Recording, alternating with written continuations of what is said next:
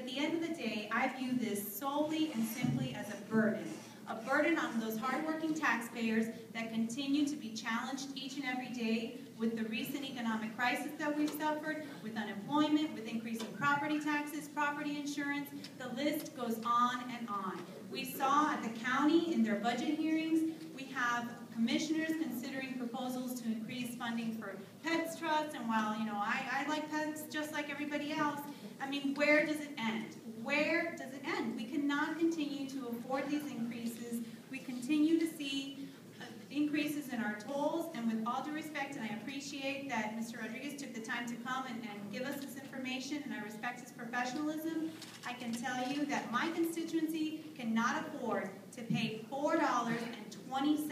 If they live out west, where I live, and work downtown, where I often have to go on a regular basis, they cannot afford to pay $4.20 a day. Listen, I'm an elected official. I'm not great at math. I'll be the first one to admit it. But somebody did the math. And it is quite an exorbitant number. And I don't know about you, and I know, Christina, you talked about being fortunate, and many of us in this room may be fortunate to pay tolls. But I don't know about you, but I cannot afford to pay $4.20 a day. For 5 days a week, 52 hours.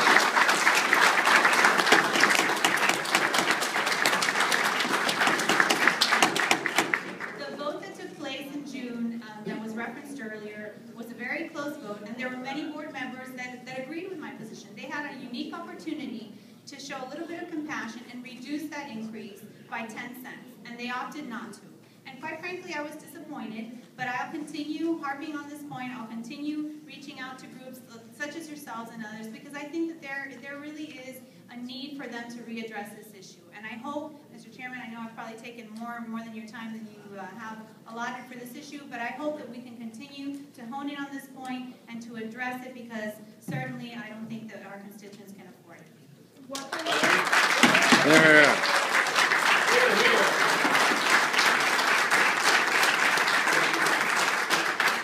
Any questions of Representative Nunez?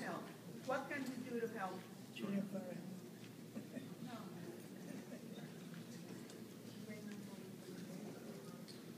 Well, thank you for the question, and I think that I personally am looking at some options from the legislative standpoint.